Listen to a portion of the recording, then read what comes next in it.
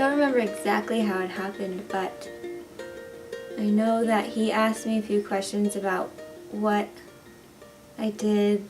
And I told him we had oral sex.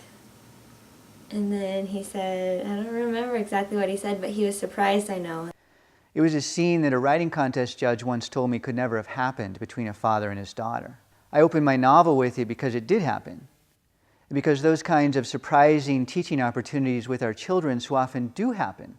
And we need to try to be ready for them. So one of the reasons I feel like I have such a close relationship with my dad is because my mom died when I was 3.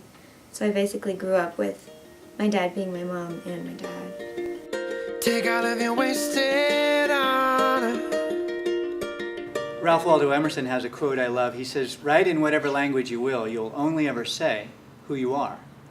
And who I was at the time I started this novel was a father trying to figure out what to tell his daughter about sex, and a lover trying to solve my own problems with jealousy. Say what you need to say. I wanted to say what Jane Goodall had to say at a time when it was very difficult to be truthful about the reality of primate violence and the capacity for human evil.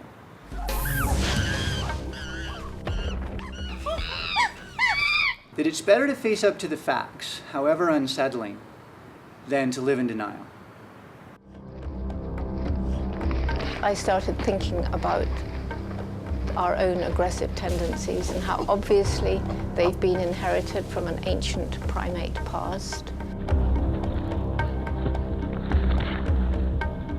Say what you need to say. Say what you need to say. I wanted to open a dialogue about what it means to move our species morally forward. Say what you need to say. Say what you need to say. From an evolutionary perspective, reproduction and survival are eternally intertwined.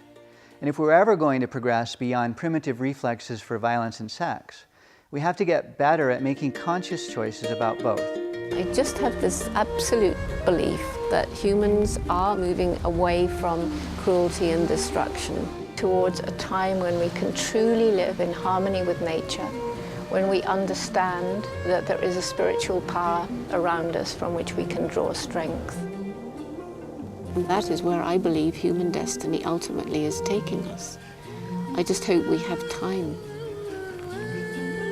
I asked Frans de Waal how we would ever unite liberals and conservatives and creationists and evolutionists. He answered without hesitating. He said, by emphasizing family values. If you met him and knew his values and morals, you would think the way he lives that he probably would be a Christian. What we teach our children about sex is the most important thing we'll ever say. It's better to say too much than never to say what you need to say again. To learn more about The Goddess and the Truth, and to earn sustainable income for your family, school, charity, and female political candidate, please visit thegoddessandthetruth.com.